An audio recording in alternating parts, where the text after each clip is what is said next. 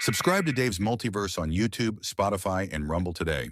Sponsored by Spores MD for your personal mind-body wellness journey. All right, greetings, humans. We are live in another episode of Multiverse Live. We've got a couple of repeat offenders. Ra's been here before. Jason's been here a bunch of times. Got some new friends in Jim and Glenn that we'll introduce here in a moment.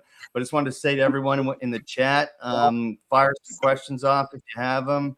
We're going to be talking today about the Set in Stone Megalithic Conference, which is Saturday, August 8th, 2026, 11 a.m. to 7 p.m. in Putnam County Veterans Memorial Park. And one of the coolest things about this conference is that it's completely volunteer driven. And it's free, I believe, right? You just got to book tickets on the Eventbrite website and you can get in for free. We've got a stacked lineup of speakers at a beautiful venue.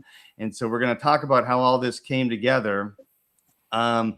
Megan, my usual producer, is out today. So my good buddy Jason from the Institute for Natural Philosophy and the co-host of the Shaman and Philosopher podcast is joining us. Jason, how's it going? It's going great, Dave. Thanks for letting me sit in. But full legal disclosure here. Not only has Sarah become a member of the Institute for Natural Philosophy, but she's gotten a little uppity now that she's pulled off this miracle and she's applied for board member status. So I'm honestly just here to audit her performance as well. No, I'm proud and honored to be here and watch the culmination of what I know was an incredible amount of work, and just happy to be here, gentlemen. Thank you for your work and for helping this young lady put on this miraculous event we're learning about. Yeah, and I thought we'd start by going off like how we got involved, like how did our work lead us here to this event. For me, I had Tammy, who I know is watching, kept telling me over and over again, you got to talk to Sarah, you got to talk to Sarah, you got to talk to Sarah. So I did an interview with Sarah, and it just literally blew my mind because I think she's sitting on a piece to the puzzle that like may be massive. And I had been thinking about that episode for like 2 weeks. And so I'm super pumped about this conference because it's kind of the soul. Her work is kind of the soul of this conference. So I'm really excited about that. But I knew I had to promote the conference as soon as I heard about it. But I want to go around the horn to Jim, Glenn, and Ra. So I'll go first. Jim, author, stonemason, and historical detective. He's been on I'm not even going to list them all, but they're like all my favorite shows. And and he's got a recent book out. Jim, tell us how you came into. Tell us a little bit about what you do, and tell us how you came in contact with this conference and how you ended up here. Yeah, I'm a stonemason by trade, and my brother and I are avid hikers. And probably about 30 years ago, if you could believe that, I live here in Western Mass, and just hiking through the woods, we started to see stone turtles and serpents and constructions that didn't appear colonial at all. And I didn't know anything about this investigation. I didn't know there was other books or investigators or even a theory that Native Americans or anyone built stonework before the colonists. And it fell in my lap, if you will. Over the Holly State Forest is like a 20-foot cliff, and there's like 7 half-ton stones ending in a serpent's head at the end. That's the post I put on Facebook. This the serpent that kind of just stuck with me. So I fell down this rabbit hole of investigation. I interfaced with Hugh Newman, my co-author for my first 2 books. I met Glenn at a conference in 2011, and I saw that he was going down the same path. And there were other researchers like Maver and Dix who had studied this phenomena. People have different ideas, but what I would say, I think it's a slam dunk that there is pre-colonial stonework all around New England. And at this point, it's almost laughable that anybody pushes back on that idea, but to each his own. So that's how I came across this whole. It was my first serious investigation of a controversial idea. Then I fell into this long and winding rabbit hole of giants Indeed. and Smithsonian accounts and things like that. So I did some shows for the History Channel. I continue to write and appear on other shows. So that's in Tammy, Sarah, we just interfaced to get on board with this conference. Very cool. I'm super excited that you're going to be there, and I'm super grateful that you're here today with us. So thank you so much. Move on to my buddy Ra, contemporary Renaissance man and a leading voice connecting plasma cosmology with ancient wisdom. He's got a really cool YouTube channel, and he's joined us for the second time. Thank you so much, man. How's it going? How are you? What have you been up to? And how did you get connected to the conference? Hey, Dave. Thanks for having me back on. It's a pleasure to be here. I met Sarah through Facebook, I believe. I've known Glenn for many years, probably since 2015. I think I met Glenn somewhere around there. We've been doing he comes on my podcast, and we've been sharing research with each other. The other people I haven't met before. The way I got connected to the conference is through Sarah, but I've been researching megaliths pretty heavily for over 20 years. The first time I saw a megalith is in the 80s here in the I live in the Hudson Valley. I grew up in the Hudson Valley. Mm-hmm. I'm 48 years old. I come from a long line of blacksmiths and mystics from Italy. Some of them are called strega in Italy, and it's like sort of combined with Roman Catholicism and mysticism. So as a young kid, I already was interested in mythology. And then I don't know if people know what it means to be born inside the caul. It's spelled Encaul or Caul. So I had a birth that was very rare. Many people born this way that are born in caul. It's when your mother's water never breaks and you're born still in the amniotic sac, still enveloped in the veil, as they call it.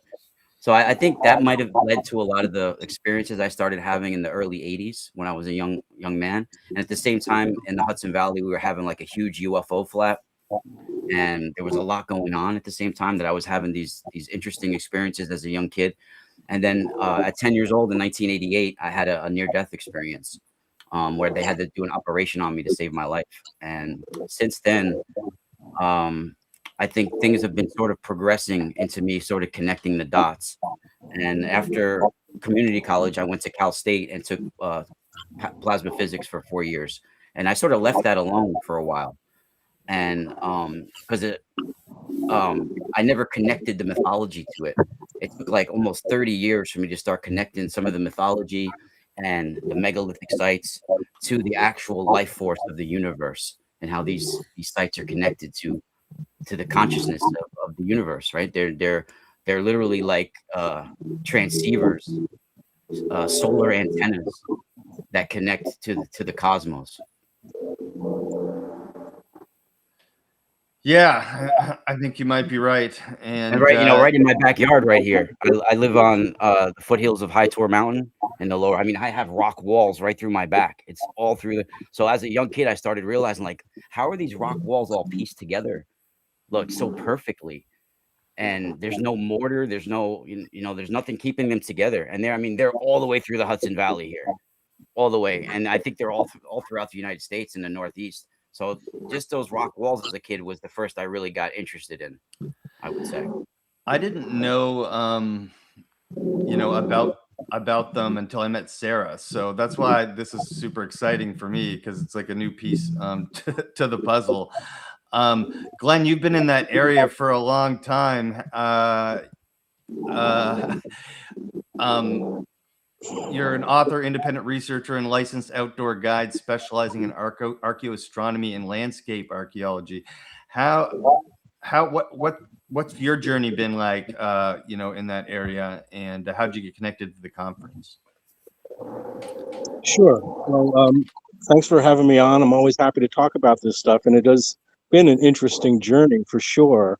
I got involved with these things, again, probably close to 30 years ago now, when I was asked to sit on a siting committee for a cell tower. I'm a radio frequency engineer by trade, retired now, but we look at these sites and where these towers were going to go on the mountaintops. And in this committee, some people showed up at the public hearing and talked about these stones in the woods, and they were basically dismissed by the historians and by the authorities as being, nothing special to see, and kind of a dime a dozen early American or colonial walls. There's supposed to be hundreds of thousands of miles of these things, none of them pre-colonial. But as I started investigating a little more, and some of the people at this public hearing were from a group called NERA, the New England Antiquities Research Association, which I became associated with as a board member. And their mission was to research these stone anomalies and put them in their proper cultural context. Now, any one of us, like Jim was saying, I'm an outdoor guide, so I spend a lot of time hiking in the woods, and it doesn't take a lot of time spent in the woods of the Catskills and Hudson Valley until you start seeing really unusual stone formations.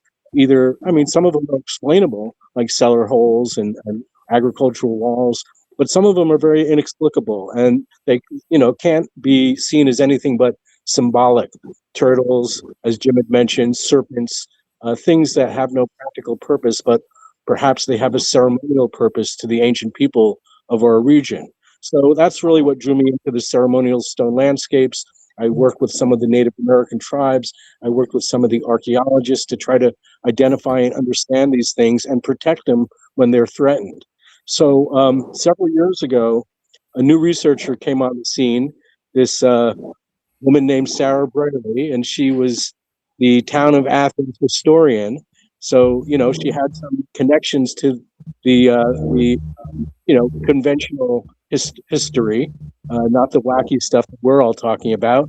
But she took it seriously, and she started looking at it closely with a scientific eye and a historian's eye. And, her work over the last several years have culminated in this conference, the coming together of these researchers and the discussing of these really interesting topics that are connected to these cultural resources that have been completely kind of, unrecognized. So, well, kudos to her and to the other researchers who are involved with trying to get this information out there, because it's still not fully accepted by the academics, and it's not really in the history, textbooks that are being taught to the kids in college and, high school. So we're here to raise awareness and appreciate the opportunity. You couldn't have said it better. It really feels like a culmination of something, of the beginning of something bigger. I feel like all this coming together, and then it's one of the things. Like after I talked to Sarah, like her passion and her, like, she's kind of selfless about it, and I think she really inspires people. to kind of get behind this idea, which is she inspired me. I don't know about you, Jason, talking to her that day. Yeah, absolutely. She inspired me then. She'd inspired me. I'd seen her on Jacqueline and Sarah's show, Universe Unveiled, and Tammy had already sort of, really, as you say here, pointed her out. And what I saw is something I recognized. It's something everyone who has previously spoke has pointed out is not only a preservationist, right? But truly an independent researcher and somebody that was in it for the right reason, in it for getting knowledge out to the whole, something that was valuable to all of us. Yeah, all of these qualities definitely were part of what drew me to Sarah. Yeah, and I'd like to introduce Renee. She's a longtime researcher and preservationist with nearly 2 decades worth of work focused on the stone chambers of the Northeast. You've been working behind the scenes on this a lot. Have you been part of organizing this event, Renee? Yes. Hi. Sorry, I'm a little late. I'm very happy to worries. be here. Yeah, I've been doing some of the behind the scenes work with Sarah. I feel like that's been my role in the Stone Chamber community for the past almost 2 decades. Anyway, it's just whatever I can do to help. And for a few years there, when I first got started, my voice was pretty loud, and I'm just really happy to be here and to be continuing to help further the research and preservation of these incredible structures. And they really changed my life. It helped me better understand myself and the land in which I live, and gave me a real good understanding and understanding of my roots. And it was a real eye-opener to the, I guess you could say, the true nature of what we call perceived reality, and how we know so little, because these sites, like has been mentioned from everybody here on this program here this evening, they defy conventional explanation, and they are so much more than what meets the eye. And what began as very much what Sarah is doing here has, to me, become much more about tuning into the land and to the sites directly and listening to what they have to say, and then kind of cross-referencing that with what both my own research and that of other people have shown in the scientific and historical records. Yeah, I'm glad you mentioned the other people aspect, because this feels like a team effort and a community effort to get this information out there. And like I said, I didn't know much about this until like a month ago, I think. And I'm happy to be spreading the word and bringing you guys all together to talk about the conference. Sarah, I'm going to turn it over to you to just kind of talk about your vision for the event and what it's been like throwing a conference for the first time. I think you've been kind of taking it moment by moment, which is kind of how you got to do it. And just tell us how everything's come together.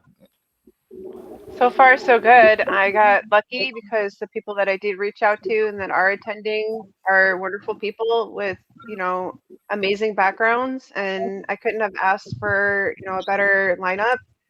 So I'm very, very proud to have everybody involved be there.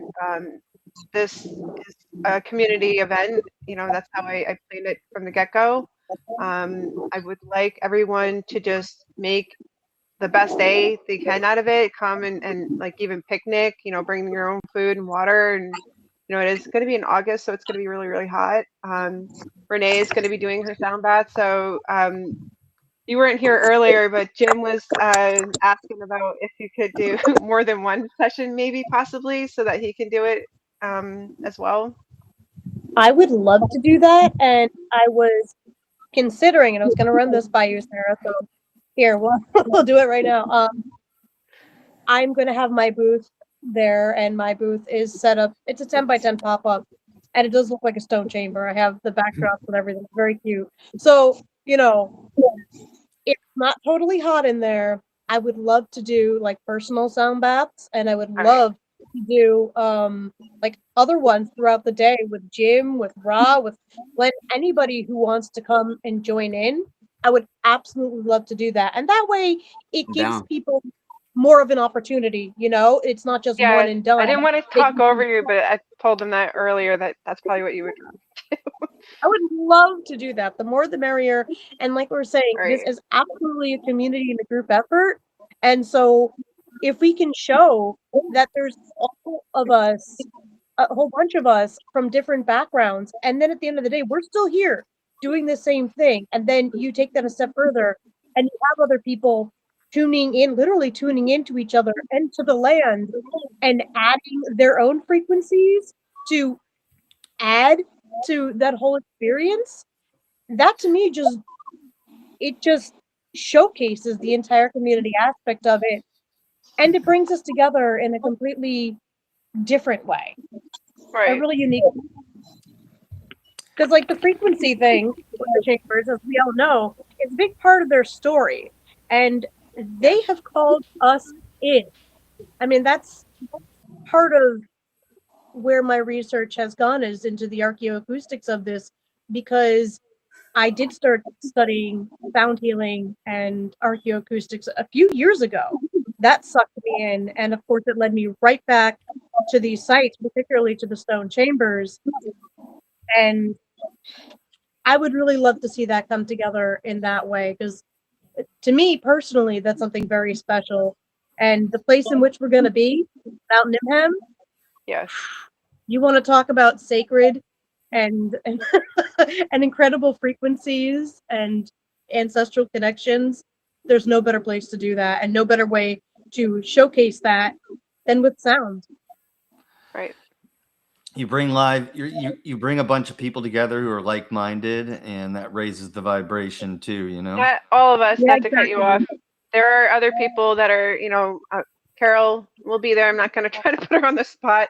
I love Carol. I've been working with her for the last year now, only through Facebook, but she's been following my work very, very closely, and she's been one of my biggest critics when it comes down to like trying to disprove me or trying to, I'm okay with being wrong. I am very adaptive, and I'll admit if I'm wrong about something, but the work is showing for itself. And as individuals, we've all kind of converged into the same answers, that these are ceremonial landscapes and that they were before colonialism started. So the issue here, main issue, is that, when we talked about the adaptive reuse, the cover for that for a very long time. And, I don't want to get into like the backstory about why tribal preservation officers would want to keep it that way.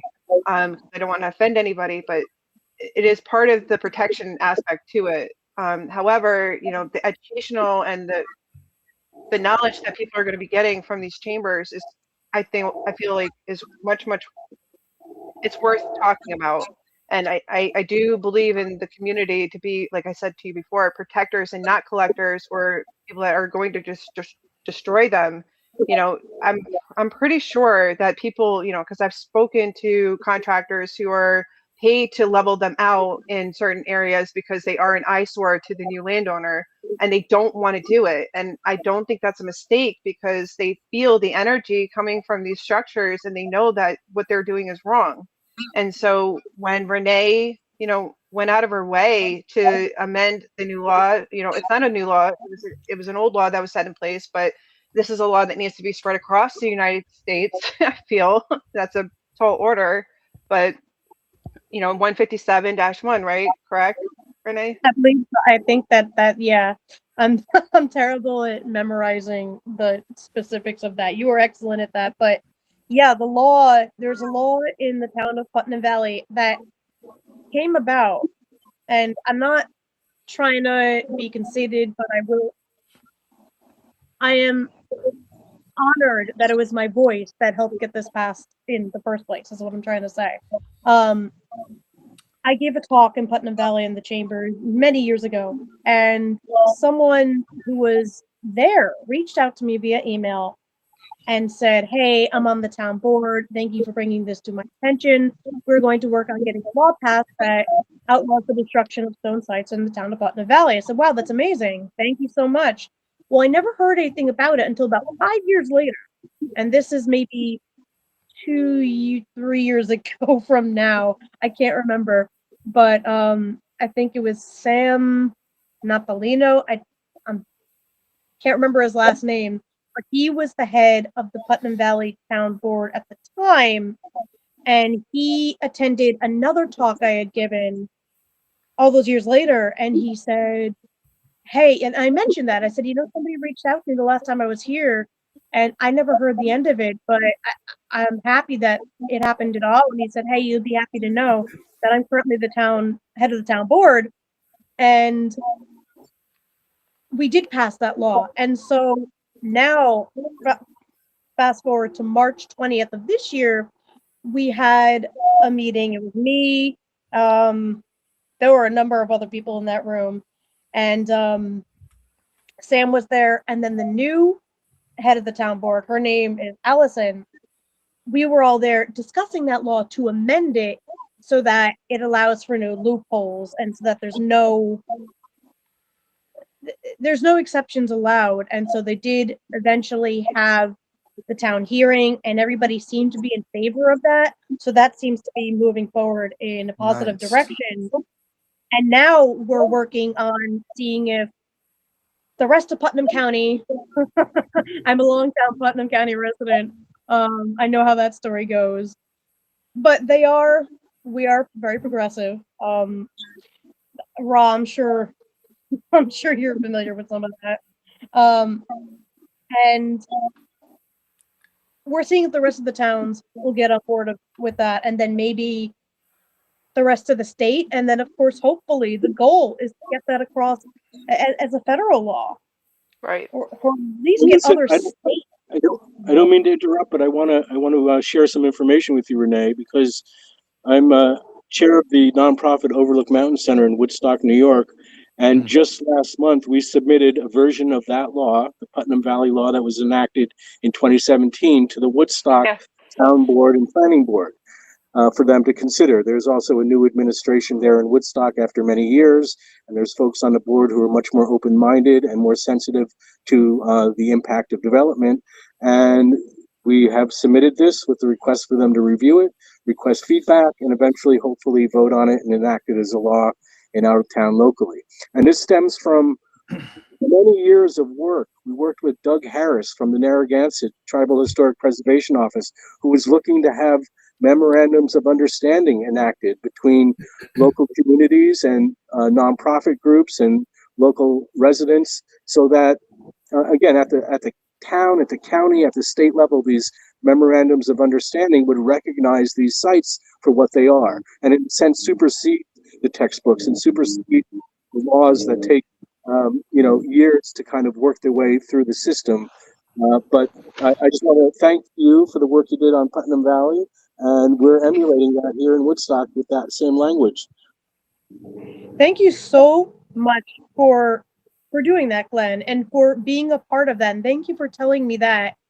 That means the world to hear that, and because we're all very spiritually connected with these sites, right? And I think we only have scratched the surface of what that truly means, and it's really a relief to hear that. So thank you from the bottom line. Thank you. Bravo. That was really cool. Beautiful, beautiful work to both of you. Thank you very much for both your work. May I segue, Sarah, because I think everybody keeps tapping on it, but I have a simple question for you. I've been aware of a lot of conferences in this community, but somewhere along the way, you had a genesis of an idea that became this one would be free. Do you mind if I ask just what was that moment? Well, I know that, not everybody can afford the price of a ticket, and it was really important for me to not put a dollar sign on. I know everybody needs to make money. I'm well aware of that, and I didn't mean to offend anybody by, not putting a price tag, but I thought that if I was able to make it free, that I would open up the door for more people to, you know, have the availability to come. And like I said, for me, you know, money, I grew up poor, so money has a negative connotation to it in essence. So I didn't want a price tag to be put on this conference because I believe in free education, and so it was really, really important for me to find. And like I said, I'm forever grateful for you guys to come and be panelists because it means a lot. And you all have done so much work throughout the years, and I just wanted to be able to help you, you know, showcase that for the public. And you know, it's just really important for me to make sure that it stays free. Yeah, Thank you. protectors, not collectors. I really like that, and I love how it's a community preservation effort as well as it's kind of grassroots too. You know, Yeah. we just had an organic moment happen right there where you guys were doing the same thing, and it's been going on for decades. I love getting the message out about these chambers. I'm still digesting my conversation with Sarah about them. Jim, would you talk to us about like where you think these chambers fit into the big picture possibly, and also how you know, it might fit into what you might be talking about at the event? Well, I see a ceremonial landscape everywhere. There was this guy, I got the book in my other room, Markham Starr, I think. He is a stone structures researcher, and my buddy gave me the book. I think it's a small slice of his property in Vermont. I'm sorry, in Rhode Island. And he has this classification of different sites that you find, different forms, you know, row and boulder walls. You have all these types of pre-colonial construction hidden in plain sight. And I had Norman Muller from Princeton actually come up to my place, and I showed him a row and boulder wall and the serpents and everything. It's like where I live, I'm in the middle of thousands of sites that, and I'm not dogmatic about it. I'm open to different ideas. I just believe they're pre-colonial. And I really, it would be an aberration if not. Look at what Native Americans, for instance, right out of the gate did all around the country. Mound builders. In stone. Absolutely. It's, and you see there's a lot of academics who are objective, but there's a lot of academics who are pseudo-skeptics, debunkers, and gatekeepers that are not, that are, you know, have inflated egos. You see it all the time. I mean, there's a lot of people who are off base on the alternative side as well, but you have these dynamics that I think need to be addressed, that we're looking for an objective evaluation of evidence. And I just saw a Bridgewater State University professor do a talk, and he did what a lot of us did. We combed through all the documents, and it's like, oh, Ezra Stiles, the president of Yale over at Monument Mountain in Great Barrington, he talks about the Native Americans making these stone piles, the memorials, and they're everywhere. There's like these accounts that essentially prove the case that Native Americans built with stone, you know, and there's other theories and other ideas that I'm fully open to. But just that alone, that case has been closed for me for like 15 years. Wow. And like Glenn's talking about, man, dragging the feet dragging and the obstructionist ideas about it are really disconcerting for me, because I'm always, you can imagine how much shit you catch when you do a show about giants on the History Channel. So I know what it's like to catch heat from like debunkers and pseudo skeptics.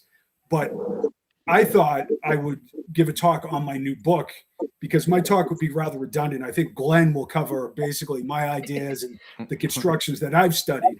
So because the book I just wrote, and I've been working on for 15 years actually, about polydactylism in the ancient world, like the stone structure, stone mysteries, threw me into these bizarre investigations. But my new book is about 85% academic references.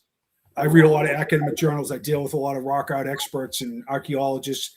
And this phenomena is associated with the divine, the supernatural, and giants, extra digits all around the globe, like to a mind-bending extent. And I don't want to get long-winded about it. I'm just going to say that it's considered such a silly and mythological and impossible idea. But I lead off my book with Vine Deloria, the great Lakota Sioux elder, who says, basically oral traditions are considered childish superstitions in the West, and they're dehumanizing the native people to the way they're portrayed. And he organized elders in Washington State and had a conference where all these elders shared their wisdom and their traditions of giants. So virtually every Native American tribe you can name has legends, as bizarre as it seems, have legends of giants. And from Australia to the isolated Pacific Islands to the Holy Land, the same thing. So I'm not saying I get the answers with time machine, and I'm much more comfortable studying megaliths or something else instead of being the freaking giant guy. But somebody's got to do it. Somebody's got to do it, man. It's a dirty job, and I don't give a rat's ass because I'm not like protecting my rep or anything like that. So I really feel like this book, I think my presentation will highlight that the data set that I've created for a controversial subject is so far beyond coincidence. It's so compelling that I really feel that most people be like, holy hell. I never thought there'd be, any reality to this bizarre proposition. But so it's a long-winded way of saying I will give my talk on that as kind of a off the board for 20, Alex, Is it out yet, Jim? Yeah, I'm author of the month on Graham Hancock's site this month. So it's Footprints of the Gods, Extra Digits, the There Market it of is. Giants. Okay, I'm just going to pull it up now. I wasn't sure if this was the exact one. Yeah, how was that? Getting to be Graham Hancock's book of the month. Very cool. That's my third book that I've been author of the month with him, and I think it's we all have an affinity towards Graham. He's caught a lot of heat for he's vanilla compared to me, put it that way. And he's taken a lot of shots from a lot of skeptics, And I think that's what everybody here is like, they've kind of had their fill of insulting behavior and demeaning. Like, I don't give a shit if somebody, pardon my language, believes the earth is flat. It's like, Right.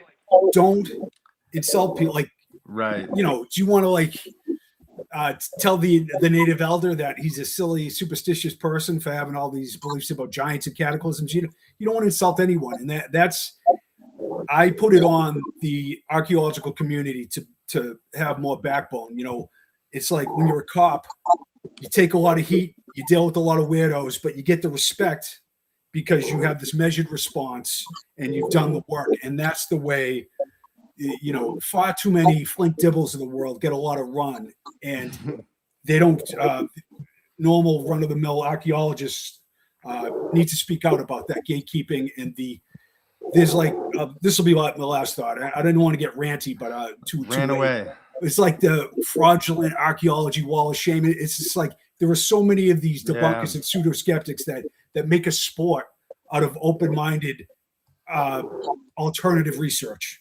It's like the dripping with arrogance, intolerance, and it's like, is that the life you want to lead? And everybody here kind of seems to be like spiritually oriented about doing good deeds and being helpful. So that's what I'm down with. I'm not down, I'm like the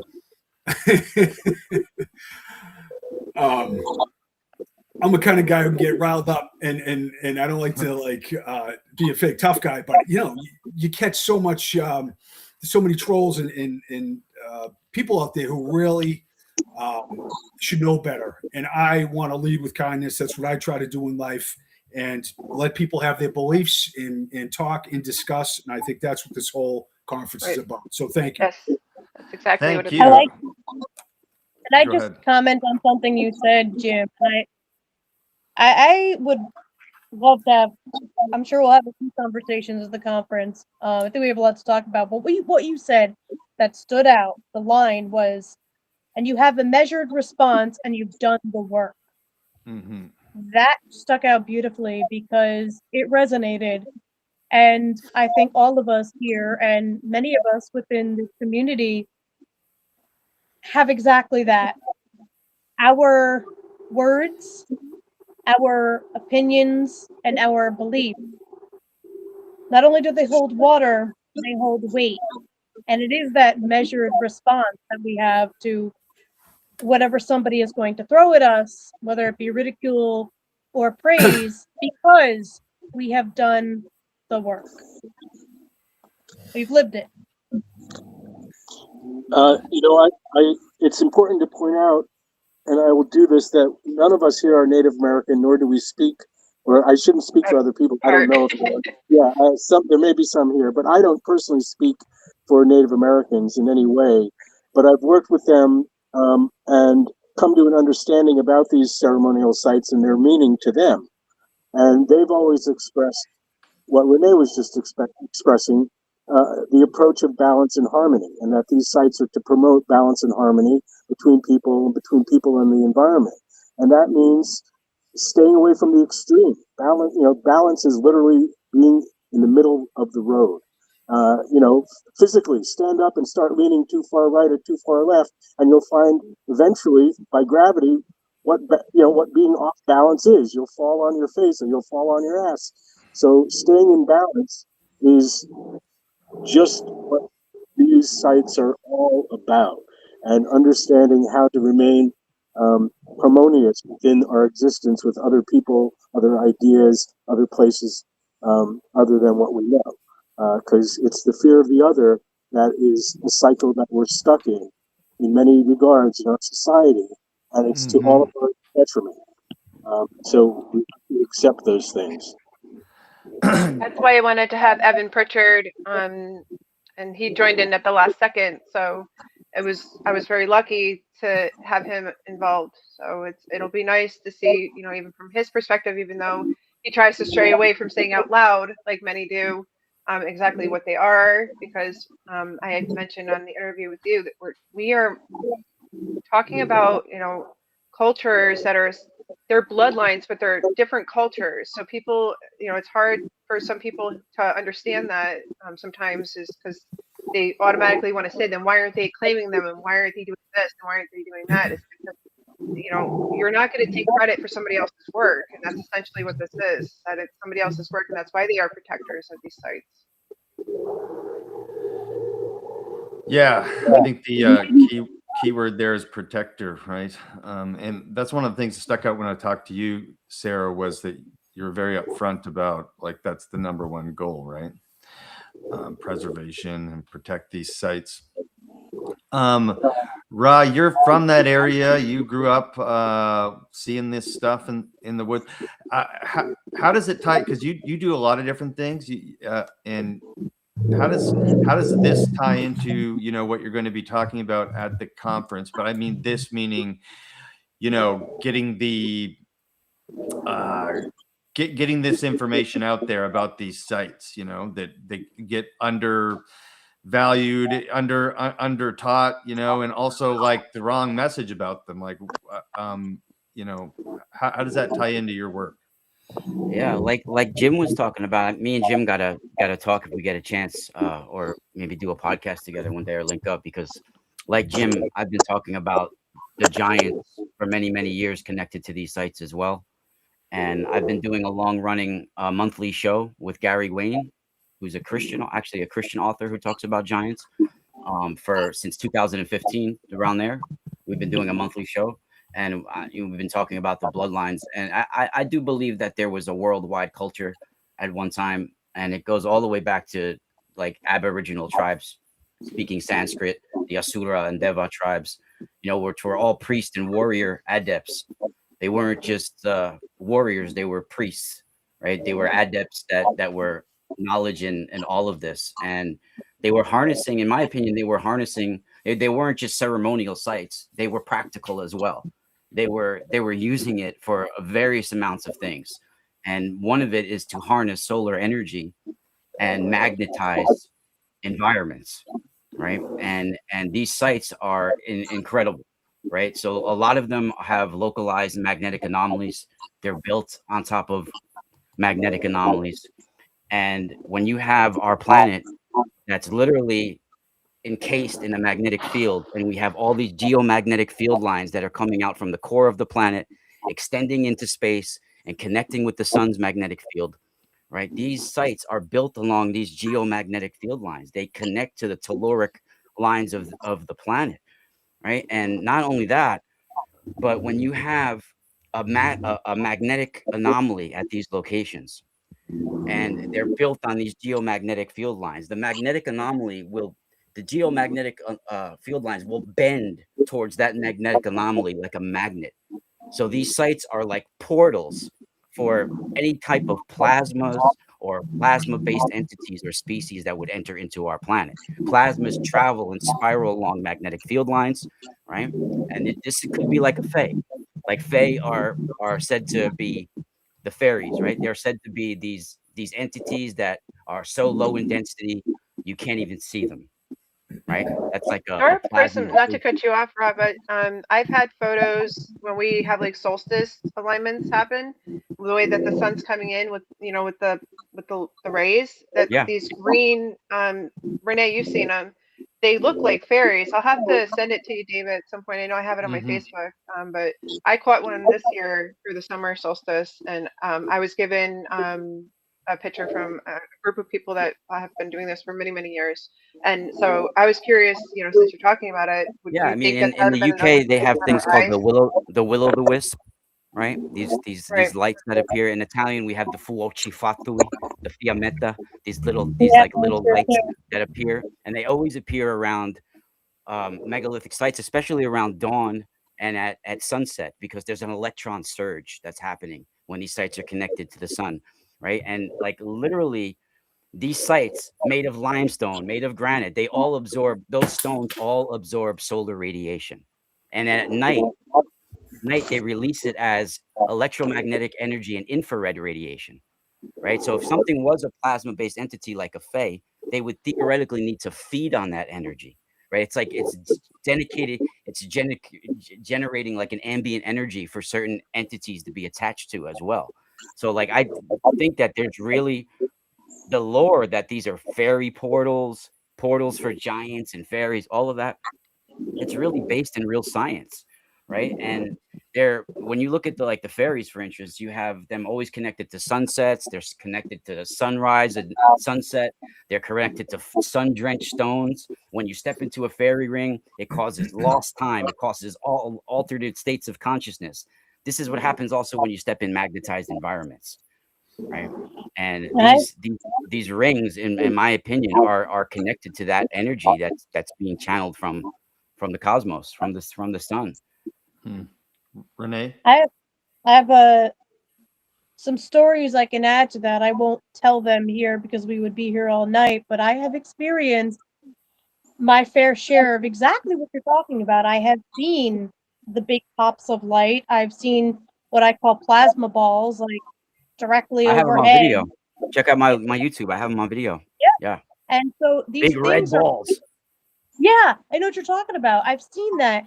And these experiences, not only are they in folklore or something that happened to somebody 200 years ago, no, they're things that are being experienced by people every single day, and that we are lucky enough to capture on camera. Sometimes you can pick up weird stuff in audio recordings too. And what we have to realize about these structures is that they are multidimensional structures.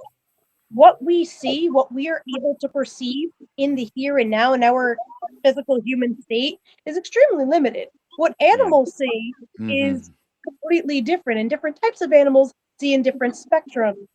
So these beings, these other beings, whether you want to call them the fae, the jinn, or what have you, and I think that there are subtle differences between them, and some of those differences may in fact actually be cultural. They could in fact be the same type of being, but right.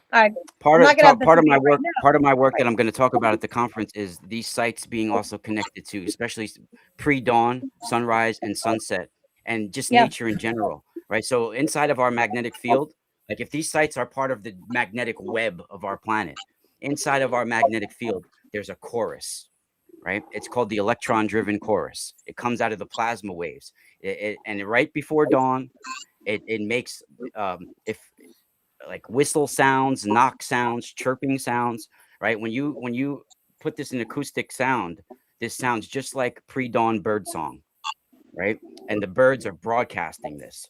Birds have certain proteins in their eyes that see the magnetic field, like an overlay, right? And so right before dawn, they're hearing what's in the magnetic field, the chirping, the whistles, and they're broadcasting this an hour before sunrise, right? They're setting the tone. And certain stories in mythology are connected to this. The cuckoo, the hoopoe bird, and in Kalanish, what do they say in Kalanish? Yeah. On midsummer night, on the shining one, which is the sun rays, is walking up the avenue of stones, heralded by the cuckoo's call. Right, that's the sound of the electron chorus that's connected to the stone circle, and that site in Scotland is hanging. The auroras hang over that site. It's a spot where there's a breakthrough in the magnetic field. It's called the Northern Crown for a reason. So I'm going to be talking about that at the website and how this site is. These sites, especially like the one in Carmel. Like I had an experience in the 90s in the stone chamber in Carmel. Which one? The one that's like into the ground that's on private property. Okay.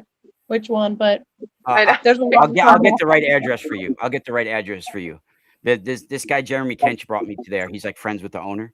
So there's one on private property in Carmel, and I had the experience in there where like orbs. We were smoking a joint. I was like 19 years old. We were smoking a joint in the stone chamber, and all of a sudden through the wall, it came through. These orbs and went right out the front, right? And then when we came out, we saw this like shadow standing on there's like a hill when you go out, and there was like a shadow type thing standing on the hill. So I had some very interesting experience. Of course, I was smoking a joint at the time, but everybody saw it. That's right. It's just weed. It's not a hallucinogenic. Yeah. Well, that impression I got from there. Thank you for sharing that story. The shadow you saw right away, my impression was that was the guardian, and there are many guardians of these sites, and we are some of their guardians. But on the other side, whatever that shadow being was one of the ones. It was just checking in, making sure you knew he was there. That was the impression that I just got. The one thing I want to say before I turn it back over is the one place I'm going to be talking about is the Balanced Rock in North Salem, New York. I've been going there since the 80s, and I've been doing videos on it for like 15 years now. So that site is where I had a lot of the revelations about some of the things that I write about. That's the bear monkey head that you guys were talking about, guys. Yeah, I mean, to me, it looks like it's an effigy. I'm just making a joke because that's what he was calling. Yeah, and I found a few effigies right here in Rockland County, where on rocks, like in the High Tor Mountains and in the woods over the years. So, I mean, there's a lot of stuff that's just waiting to be found in the woods. Right, and what we're saying is that as humans, our perception is so limited, and so these structures are more than what meets the physical eye. And if you're sensitive enough, if you were literally tuned into it, you can hear some of those frequencies. It's like in your inner ear when you touch either these stones or even you just pick up a crystal from the crystal shop and you can hear it sing. Not everybody can. I can, but it's called the Song of Mother Earth, and this is something that ancient people have always known. I think it has to do with your ego too. A lot of times when people, their egos don't let them, and then sometimes like your ego just gets smashed and you get humbled. And then the next thing you know, you walk by a crystal shop and it looks a little different to you now. You'll be like, whoa, you know? Yeah, I work with crystals. I make if you guys don't know, I make Jim's got one right there. I make copper structures and twisted copper structures, and a lot of them I twist with around gemstones and stuff like that. That's beautiful. Cool. Oh, that's awesome. And I make like copper harmonizers and different things of copper. I've been working with copper for like maybe Renee makes her own dowsing rods. And I do that. Dowsing rods. Copper's important. Things too, yeah, copper's great. Yeah. I've been working with copper a long time. It's I make some of the rings that you put around like water bottles and things like that. So I'll bring them. Rings, yeah. I'll give you guys all gifts that day when I see you. Usually when I do a conference, I bring a gift for everybody that speaks there. Thanks, Thank you. Appreciate it. That's nice of you. I wanted to ask Glenn. I know he's got to get going here shortly. He, as someone who spent so much time there, leading other people around there in the area, you know, have you ever experienced anything? I don't know, paranormal is the right word, but extra perceptional, maybe, you know, in the area and around these sites. And what do you think the spiritual meaning of these sites are from your experience? Well, you know, I can't claim that I'm sensitive and have had like profound experiences in the presence of these locations. I have seen other people strongly affected. I mean, myself, I can't help but be struck by, like awestruck at how beautiful these sites are and how aesthetic and balanced they are. And the intentionality of them is very apparent to me. What I would say about their effect on people in general is that a big component of all these ceremonial sites, and they're not strictly ceremonial. They have a practical purpose, as was mentioned, and that practical purpose, in many ways, is altering the state of consciousness of the people who are involved in the ceremony, for the purpose of, for a shamanic purpose of facilitating communication with other worlds, the kind of worlds that the fairies and these energy entities reside in, that, as Renee pointed out, we don't have the sensitivity within our perception to go there. But through altering our state of consciousness, and a lot of times that is done, again, through something like chanting or musical instruments, or group breathing, sensory deprivation, all these things, ingestation of hallucinogenics. That's, shamans would take psychoactives.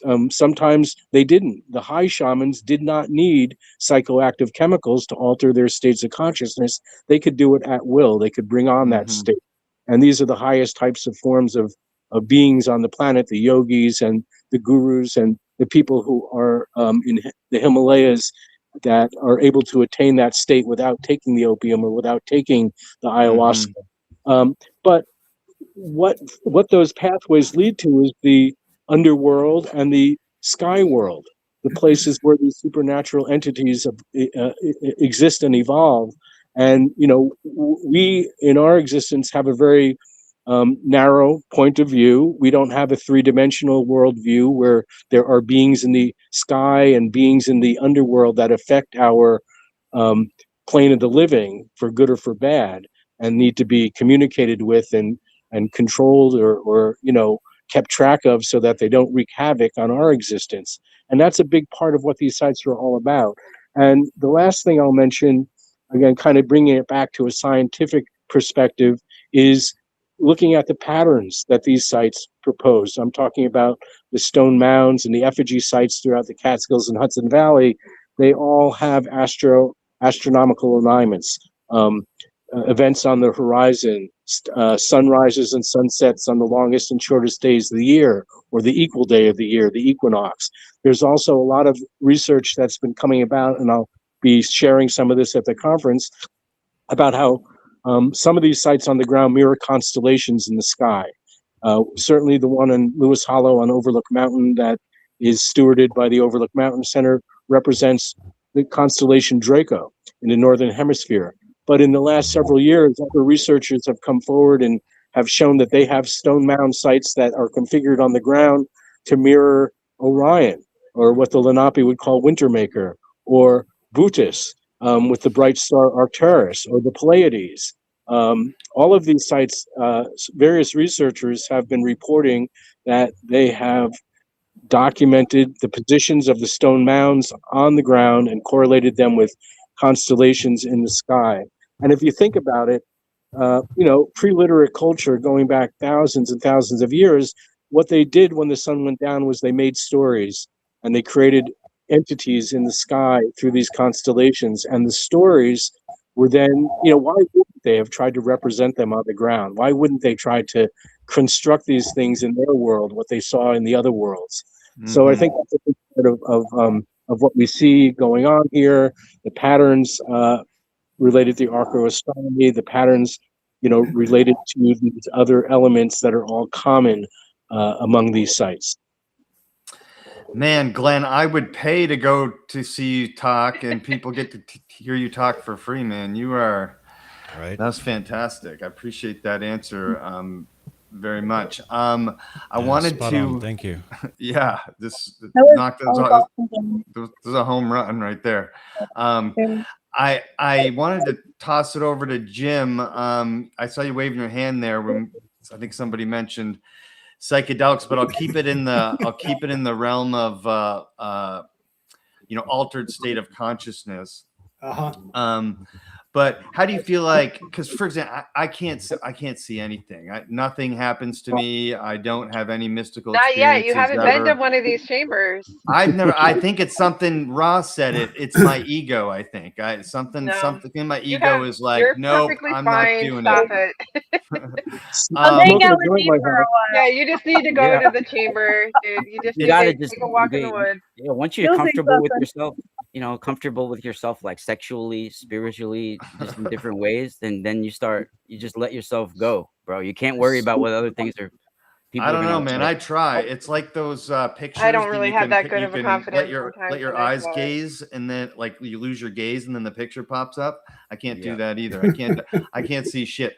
So, but I do. I have so many friends, and so many people that I associate with, and that I talk to and stuff that have had these experiences, particularly at sites like these, all across the world.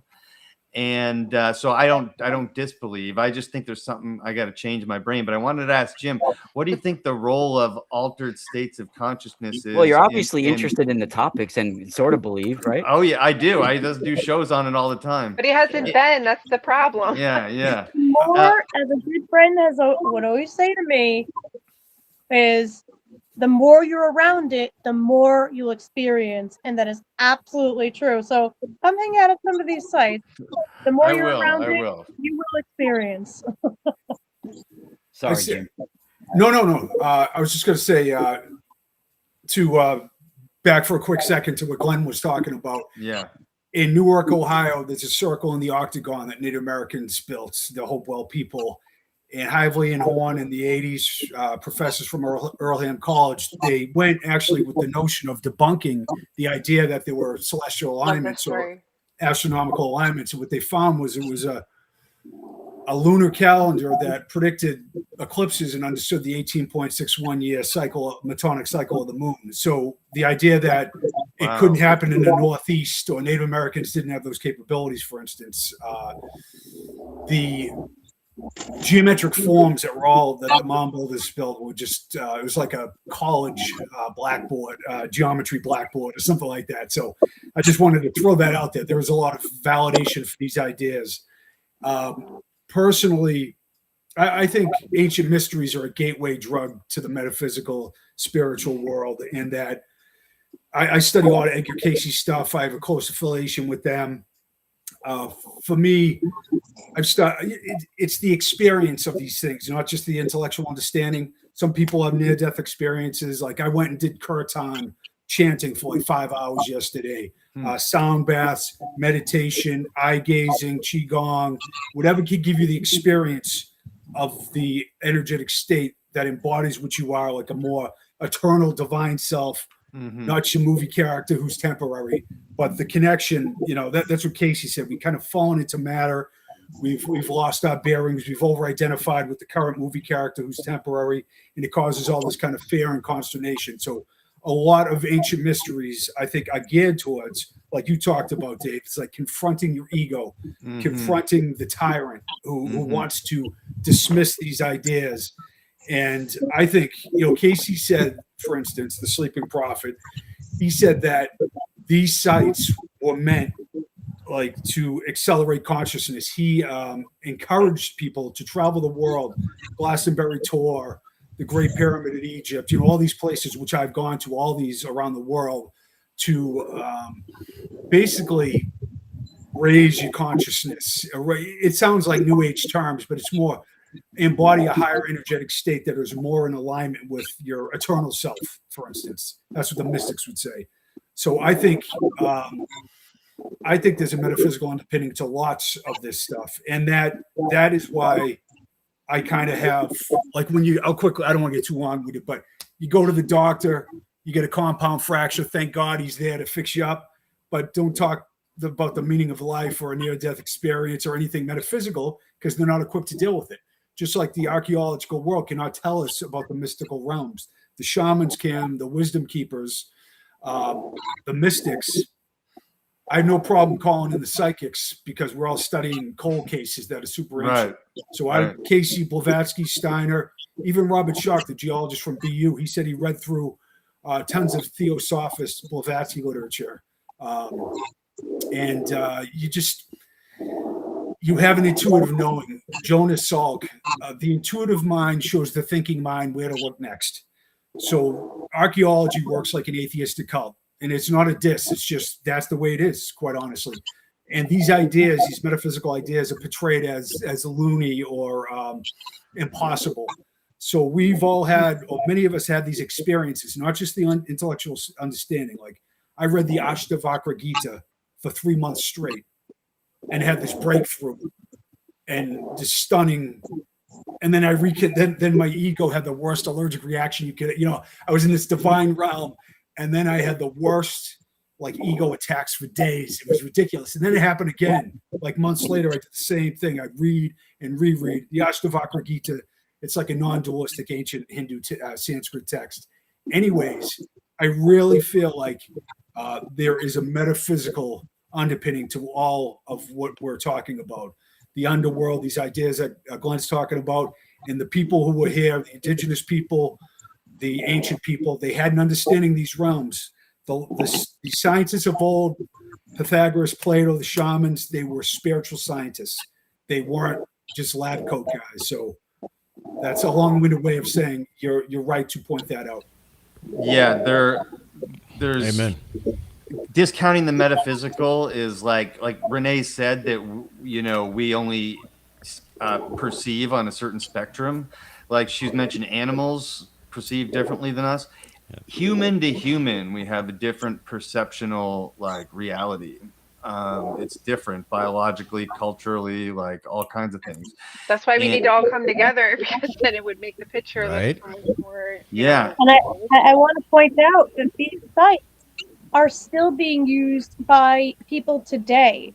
I am a Druid. This is my entire life, and it was these sites, particularly the chambers, that showed me what I'd been my entire life and my entire spiritual life path and other lives too, right? And so there are still people today, myself included, I'm by all means not the only one, who still come to these sites and not use them, but work with them in a profound and meaningful and shamanic way. What is Druidry but the Celtic version of what we call shamanism?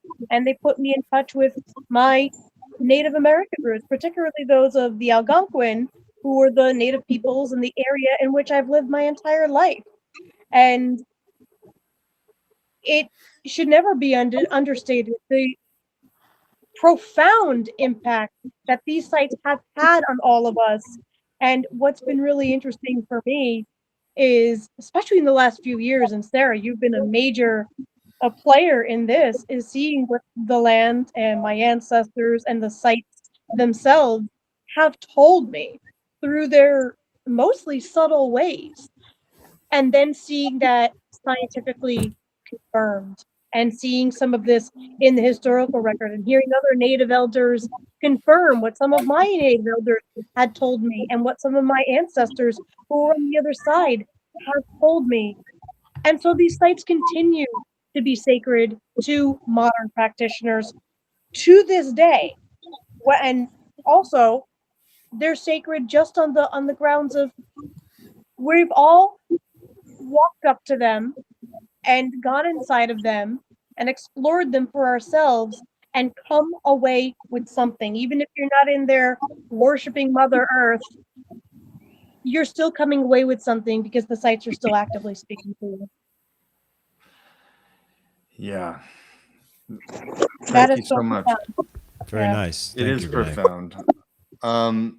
Sarah, we're just about a little less than 3 weeks out. What's the overall message for the conference? Is there an overall theme or anything like that? And if so, could you explain? And then also, I just wanted to shout out the chat. Like people, even there's some people in the chat talking about going now, which is kind of cool. Yeah. And so thanks everyone in the chat. But yeah, and just a message to anyone thinking about going, what you'd say to them. It's the culmination of independent researchers and explorers, because that's obviously what we are. And everybody has their own view, like Renee was pointing out, and you guys had all pointed out that, but we all kind of came back to the same, topic. It's just to see it and from somebody else's through their eyes, and like I had tried to mention before with certain people that are going to be on the panel, we don't all agree that these are pre-colonial.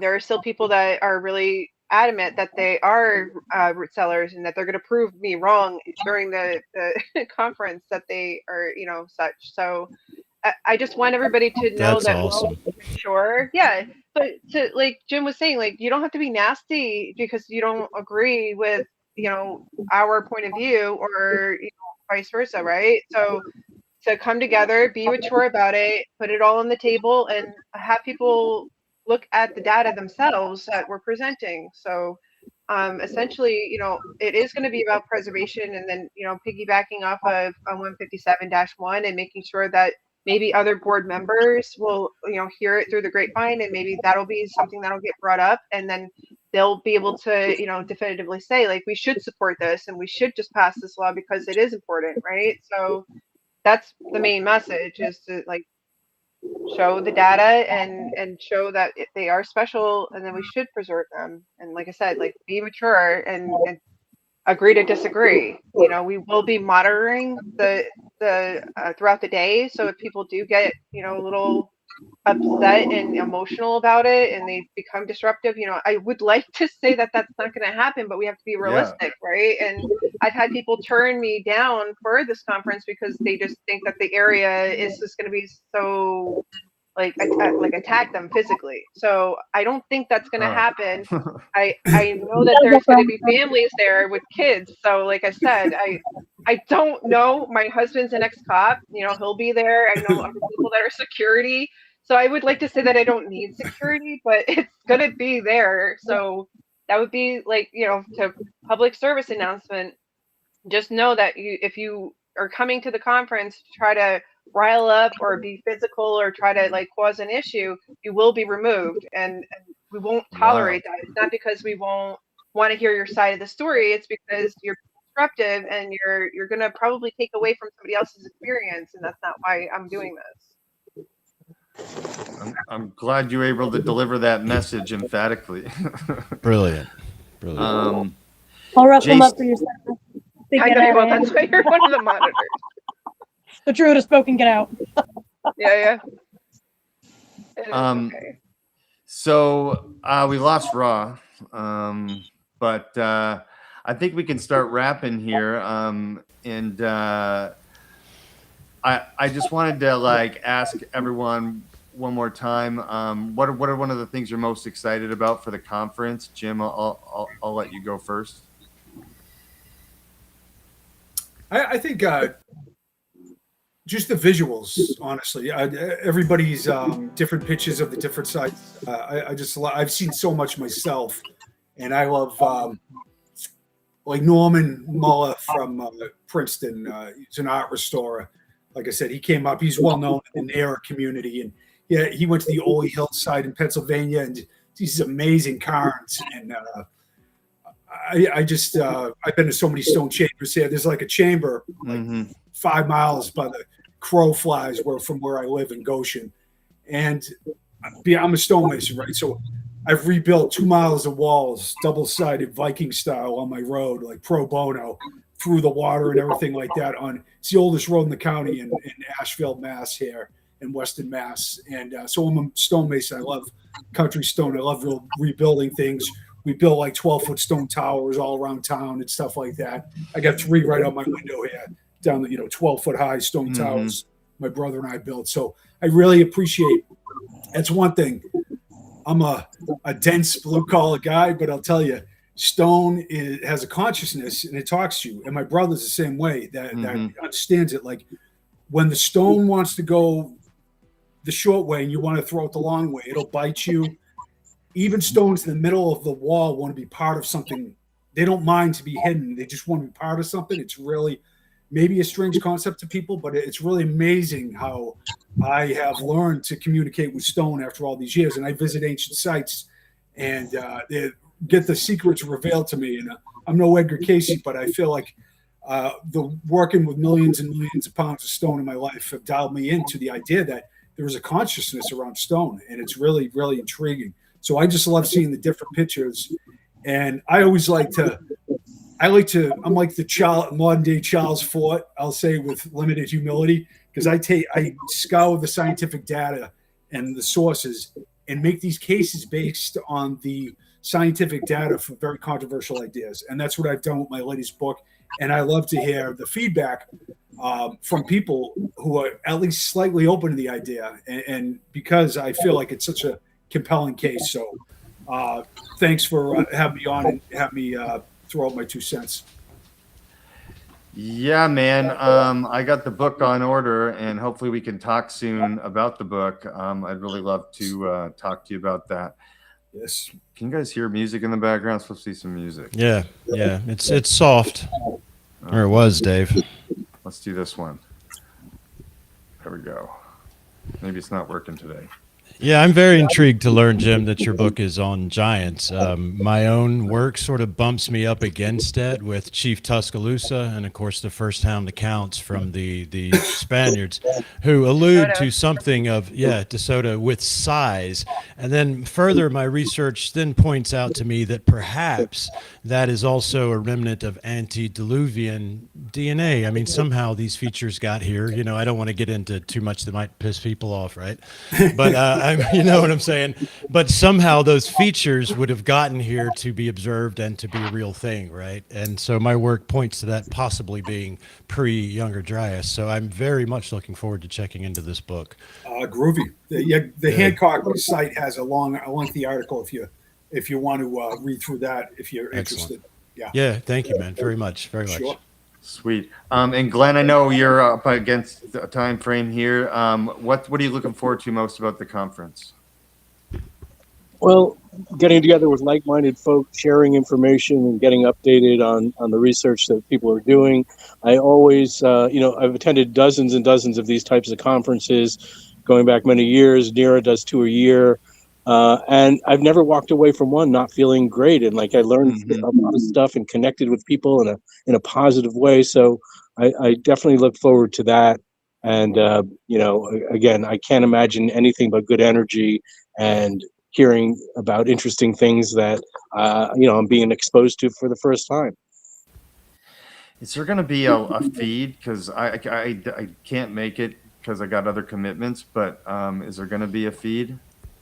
So I'm open. It's just and I will make sure that people are aware that just be polite. I don't mind that people want to take video, take pictures. You know, there's going to be an opportunity for them to do that after everybody's done speaking individually. But I'm more than happy to allow that. I will be trying to set up a camera, but our deal is that it won't be live. We wanted to make sure that we could turn it into like a movie, so it's Right. nice.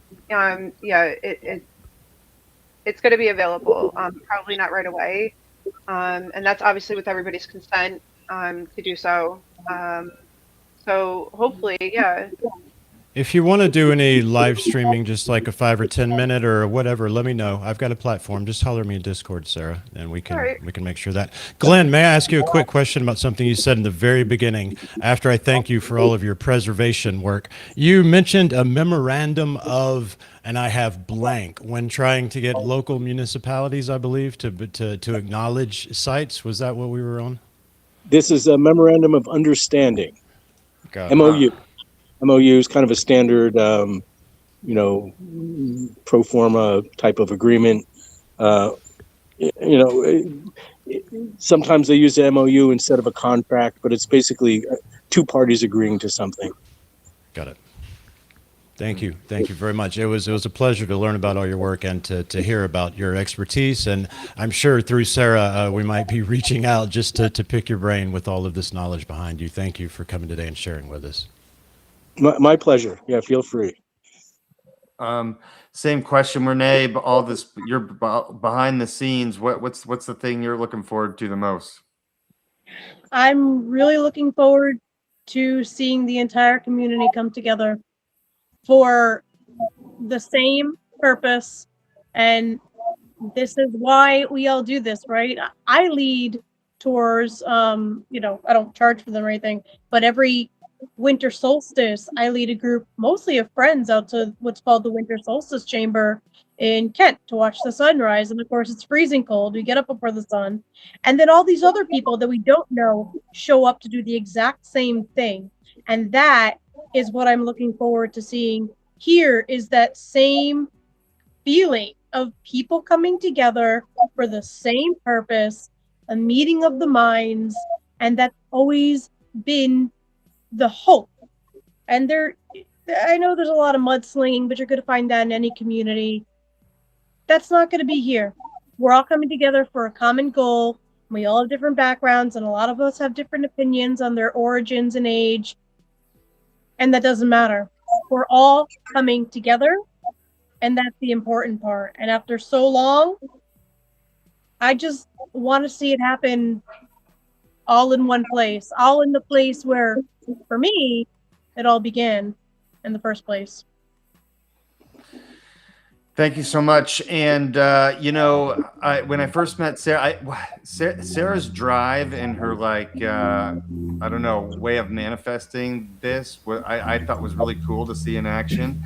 And you know, it inspired me. That's why I decided to do this episode, just strictly to help promote the conference. We've got some people in the chat say, please share this stream, folks. And yeah, I would go ahead and say that, share that around. If not for me, for all the hard work going on here. And also her email is determined. That told me everything I needed to know about Sarah. I think I saw. Yeah, it summed her up, didn't it? It did. It really left an impact on me. So Sarah, final words before we wrap it up.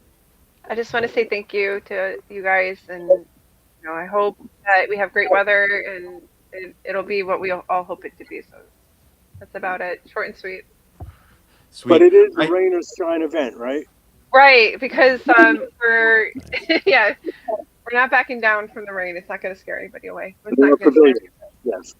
Isn't there going to be like stuff for the kids too, like little kid activity area? So I'm not, probably next weekend. I have a tent that I'm gonna be spray painting, making it look like a chamber, and then I'll have like a little scavenger hunt for them. I have a UV light, so I'm gonna put some glow in the dark paint inside of it for the highlight opal, and like constellations and things like that. And then when they get out of the tent, they get a little certificate that says they're a little explorer, and coloring books, and just like a little area for them, not to, you know, segregate them necessarily, but to keep them busy because they are a little engaged. Yeah, and I didn't want to, like I said, I didn't want to stop people that have kids from coming. I'm a mom too, so I just wanted to make sure that it was an event that everybody can enjoy.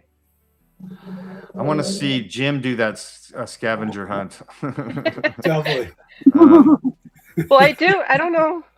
I have here. I get striped pajamas like Dr. Seuss. Everybody gets VIP passes. Nice. Oh, shoot. For us. I want a bouncy house. Yeah. Maybe next year. I didn't have the money for the insurance for that. So and I, like I told you, Dave, before, and the girls, I really didn't think that this idea was going to be how I see it to be right now. I didn't think anybody would be interested. And, you know, Renee, you know, you've seen me start from the beginning. So, and you've been amazing and a great friend of mine. So I'm really, really happy with what we have going on here. And I have very high hopes for next year. So I would like to do this every single year. Obviously, this is an inaugural event. So it's really important for me because it was like the minute that I stepped out of my bubble and got away from being an introvert.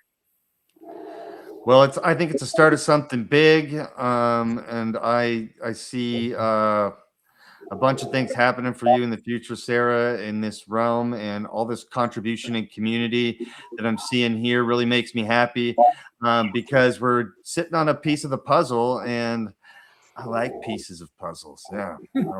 So we got the Megalithic Conference Saturday, August 8th, 2026, 11 a.m. to 7 p.m. in Putnam County Veterans Memorial Park. Is it Carmel, New York? Carmel, New York. York. Like two, yeah. But sometimes Kent comes up, too, but Well, just know that it's the upper park. Yeah. And so you can because start rolling Kent, in at 10 o'clock is when you Kent can start has coming its in. own town government and its own police station, but they don't have their own mailing address, so it goes through Carmel. So even though they're technically two different towns and it isn't Kent, the mailing address is Carmel. What kind of food? What kind of food's going to be going on here? I don't have any vendors this year, so I know Right. booty hoo to me for not doing that either. But Everyone next should year be- definitely have vendors. Bring a picnic. Yeah, I Potluck would picnic. like highly urge people to, bring their own food. Like I said, just be polite. There's tons of garbage cans all over the place, so just pick up after yourself and, be polite. It's a public park, so there's always Uber Eats. They'll just bring the food in. Yeah, that too. Yeah. There you go. Maybe after a long day of work, you can order a bunch of pizza in or something like that. All right. I just want to say thank you to Jason for joining, backing me up. Renee, it's really nice to meet you. Glenn as well. I'm hoping to see, some recording of something from all of you guys. Jim, same to you. Thank you so much for joining the multiverse today. Really appreciate it.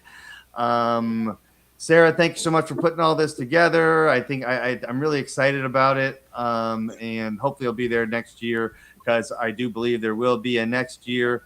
So, yeah. Next year I have the backing of the institution, so I don't want to say too much because Right. I don't want to get in trouble. But it's going to be amazing next year. I already have like 2 days. It's probably going to be a situation where people are going to be able to camp out, and we'll have for people that choose to stay overnight, we'll do like a camp out with like a fire and do campfire stories and really get to know each other individually and just to kind of really hang out as adults.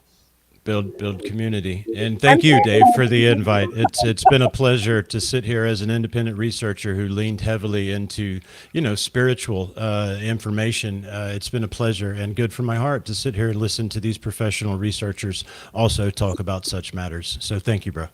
Nice. And Tammy says, "Don't worry, Jim. I'll bring you a sandwich." Yeah, she should bring. I know, in Tammy, she's going to bring a bunch of sandwiches for everyone, probably. Well, I can actually maybe get pizza. I already got the pizza. Pizza is coming. Yeah. Really making me hungry right I now. got my boss. I have some coworkers that are really amazing, and so they're going to be picking up stuff for us on the way through. And so even in the morning, what I'll do is I'll pick up a bunch of donuts for everybody and coffee and stuff like that. So we'll be set to go. I don't like I said, I don't expect you guys to be there really, really early like the rest of us, but you're more than welcome to show up, early. Don't pay for the coffee. I'll get it for free from the Starbucks I used to work at. Don't pay for the coffee. I promise you I can get you free coffee. Right. It's going to be a Stone Soul picnic. Yeah. Sounds like a blast. What's If the you know the temperature song, supposed to be like? I'm probably referencing Hopefully a not song nobody scorching. knows. It sounds like a blast. All right. Light, love, and truth to everyone watching and to everyone who joined. Thank you so much. Adios and good night. Bye, guys.